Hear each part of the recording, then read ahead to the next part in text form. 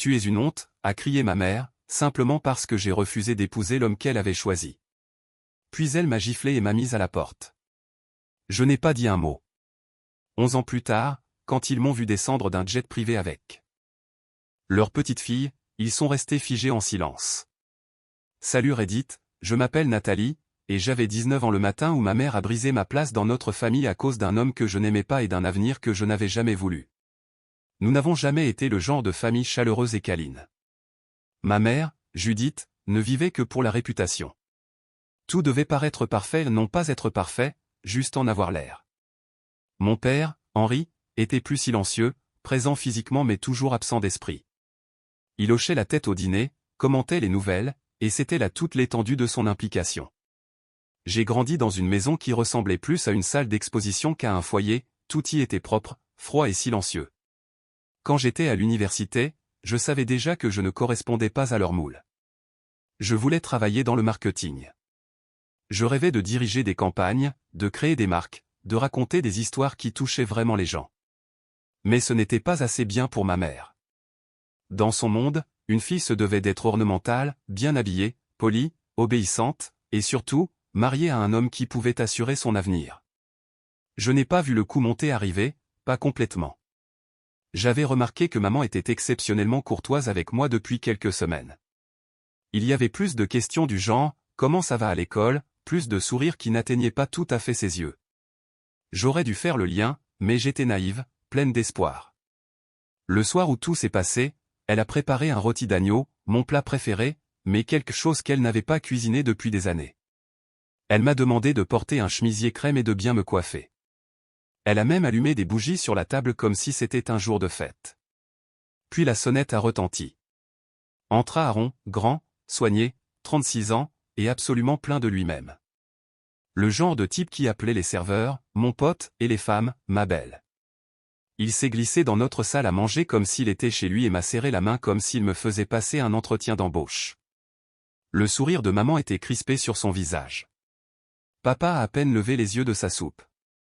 Pendant le dîner, Aaron a parlé de son agence immobilière, de combien d'argent il gagnait en revenus passifs, et du fait qu'il ne croyait pas au féminisme mais respectait les femmes fortes. J'avais l'impression d'être dans un cauchemar. J'ai gardé la tête baissée et répondu poliment, mais à l'intérieur, je bouillais. Après le dessert, maman a sorti une petite boîte en velours. Pas une bague, mais quelque chose de proche. À l'intérieur se trouvait un bracelet en or. Elle l'a posé devant moi comme une offrande et a dit « Il t'a choisi. N'est-ce pas merveilleux ?» Je les ai regardés, stupéfaite. « Vous êtes sérieux ?» ai-je demandé, en essayant d'empêcher ma voix de trembler. « Il est prêt à se poser » a dit ma mère fièrement. « Et tu as besoin de quelqu'un pour prendre soin de toi. » J'ai repoussé la boîte vers elle. « Non. » Le silence s'est fait dans la pièce. Aaron a cligné des yeux. Papa a toussé. L'expression de ma mère s'est tordue en quelque chose de tranchant. « Comment ça, non ?» a-t-elle lancé sèchement. « Je ne vais pas épouser quelqu'un que je connais à peine. Quelqu'un que je n'aime pas. » La voix de ma mère est devenue stridente. « Tu crois que l'amour est réel ? L'amour ne paie pas les factures, Nathalie. Cet homme peut tout te donner. Tu dois juste arrêter d'agir comme une enfant et accepter que c'est comme ça que la vie fonctionne. » Je me suis levé. Mes mains tremblaient, mais je n'ai pas reculé. Je préférerais dormir dans la rue plutôt que de passer ma vie mariée à quelqu'un pour de l'argent. C'est à ce moment-là qu'elle m'a giflé. Je n'ai pas pleuré. Je n'ai pas crié. Je suis juste restée là, stupéfaite. Dehors, a-t-elle sifflé. Sors de cette maison tout de suite.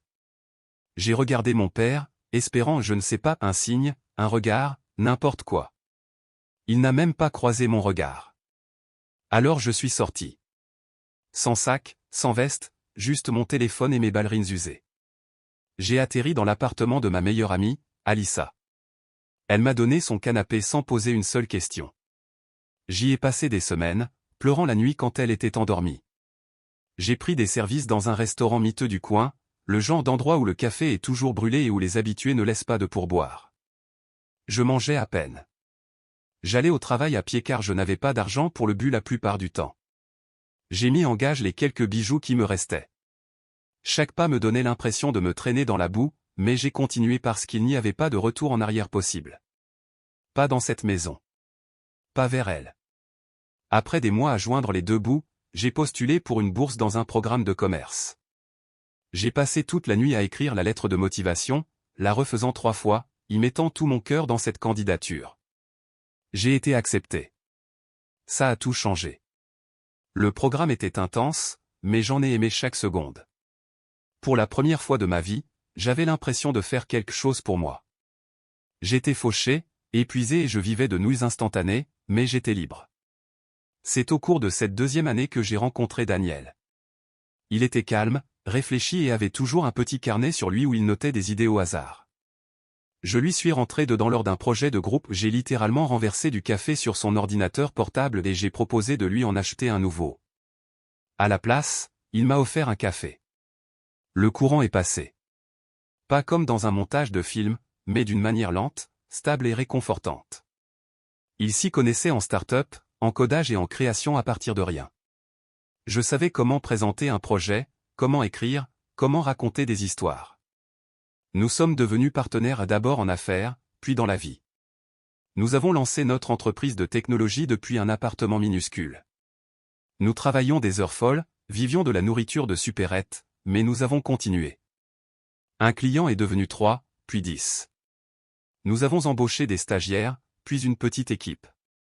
Au moment où j'ai eu 25 ans, nous avions décroché notre premier investisseur majeur. C'était réel. C'était en train de se produire. Et puis j'ai eu un retard de règles. Le test de grossesse était positif. Daniel a pleuré quand je le lui ai annoncé. J'avais peur, non pas parce que je ne voulais pas du bébé, mais parce que je ne savais pas comment être une mère sans devenir elle, sans transmettre la froideur, la cruauté, les attentes. Mais Ava, même le nom sonnait chaleureusement dans ma bouche, m'a sauvé. Elle m'a donné un but au-delà de l'ambition. J'ai jonglé entre les tétés de fin de soirée et les réunions de conseil d'administration. Je prenais des appels d'investisseurs avec des régurgitations sur mon chemisier. Je me suis battu chaque jour pour construire la vie qu'on m'avait dit un jour que je ne méritais pas. Et je l'ai fait. Au moment où Ava a eu 5 ans, nous avions emménagé dans une maison au bord de l'eau en Californie, pris l'avion privé plus d'une fois et bâti une entreprise pour laquelle nous recevions maintenant des offres d'acquisition. J'avais tout ce qu'on m'avait dit que je n'aurais jamais. Un après-midi, je faisais défiler mon écran sans but et j'ai cherché l'adresse de mes parents. Même maison, même quartier, même foutue rose dans le jardin. Ça m'a frappé comme une vague, pas de la colère, pas de la vengeance, juste cette certitude calme et puissante. Ils doivent voir. Ils doivent savoir que je n'ai pas disparu, que je me suis relevé, que j'ai survécu. Alors j'ai tout organisé. Sans fanfare, sans médias, juste moi, Ava, Daniel et le jet. Nous avons atterri dans la ville par un matin frais. Ava portait sa robe blanche préférée, celle avec des petits papillons brodés sur l'ourlet. Je lui tenais la main alors que nous descendions les marches du jet, la lumière du soleil attrapant la barrette dorée dans ses cheveux. Daniel marchait derrière nous, calme comme toujours. En arrivant dans la rue de mes parents, j'ai senti ma poitrine se serrer. Je n'étais pas venu ici depuis 11 ans. Pas depuis la gifle. Pas depuis l'exil. Ma mère était dans le jardin, taillant ses roses avec ce même chapeau ridicule qu'elle portait toujours. Elle s'est retournée au bruit de nos pas. Son regard a croisé le mien. Elle a laissé tomber le sécateur. Sa bouche s'est ouverte, mais aucun son n'en est sorti. Puis son regard est tombé sur Ava, et tout a changé. Elle n'a pas bougé. Ma mère est restée là, figée sur place, ses yeux allant de moi à Ava comme si elle n'arrivait pas à comprendre ce qu'elle voyait. Nathalie, a-t-elle finalement murmuré, la voix rauque. Je n'ai pas répondu tout de suite. J'étudiais son visage, plus vieux, un peu plus mince, mais toujours avec cette même bouche sévère et cette mâchoire acérée. La femme qui avait un jour giflé sa fille pour avoir choisi la liberté plutôt que le contrôle me regardait maintenant comme si elle avait vu un fantôme. Ava a tiré doucement ma main. Maman, qui est-ce? Je me suis penché à côté d'elle. C'est ta grand-mère, ai-je dit doucement, sans jamais quitter ma mère des yeux. Ses lèvres ont tremblé. Elle avait l'air de vouloir courir ou me prendre dans ses bras, mais elle n'a fait ni l'un ni l'autre. La porte d'entrée a grincé en s'ouvrant. Mon père est sorti. Il était plus grisonnant, un peu voûté, mais son expression était indéchiffrable, comme toujours. Quand il m'a vu là, avec un enfant, avec un homme à mes côtés, avec une puissance calme, il a cligné lentement des yeux et a posé une main sur le cadre de la porte pour se stabiliser. Personne ne parlait. C'est Daniel qui a brisé le silence. « Bonjour, monsieur, madame, dit-il poliment en hochant la tête. Nous sommes juste de passage. Nous pensions que vous aimeriez peut-être rencontrer votre petite fille. » Toujours rien. Pas d'invitation à entrer, pas d'excuses, juste un silence stupéfait. Je n'avais pas besoin d'excuses, pas vraiment. Je n'étais pas venu pour tourner la page. Je l'avais déjà fait en moi-même, en Ava, dans la vie que nous avions construite. Mais une partie de moi avait besoin qu'ils voient que je n'avais pas sombré dans l'échec. Que je m'étais élevé malgré eux. Finalement, ma mère s'est avancée, prudente. Elle est magnifique, dit-elle d'une voix à peine plus forte qu'un murmure. Ava lui a souri. Merci. Il y eut une longue pause avant que ma mère ne me regarde enfin directement. Tu as l'air d'avoir réussi, dit-elle. Il y avait quelque chose d'amer dans son ton, comme si cela lui faisait mal de prononcer ces mots. J'ai hoché la tête. On s'en sort bien. Votre entreprise, demanda mon père, de ce même ton plat que je me rappelais. C'est réel? Daniel a haussé un sourcil mais est resté silencieux. J'ai parlé à sa place. C'est réel et florissant. Nous sommes au milieu d'un accord d'acquisition de plusieurs millions de dollars. Leurs yeux se sont écarquillés. Ma mère a cligné rapidement des yeux et a semblé sur le point de pleurer, mais l'orgueil, la peur ou la culpabilité l'ont retenue. Je n'aurais jamais pensé, je ne savais pas. Tu ne voulais pas savoir, ai-je dit calmement. J'ai tendu la main une fois. Une lettre, il y a des années. Elle a tressailli. Nous n'avons jamais reçu. Vous l'avez reçue. Vous n'avez simplement pas répondu. Un autre temps de silence. Daniel s'est poliment éloigné avec Ava pour nous laisser de l'espace. Ma mère me fixait comme si elle essayait de faire la paix avec cette version de moi, celle qui n'avait pas besoin d'être sauvée, celle qu'elle ne pouvait pas contrôler. Je voulais le meilleur pour toi, Nathalie, murmura-t-elle. Peut-être que je m'y suis mal prise. J'ai laissé échapper un rire calme et triste. Tu m'as giflé. Tu m'as mise à la porte. Tu m'as dit que j'étais une honte. Elle a grimacé.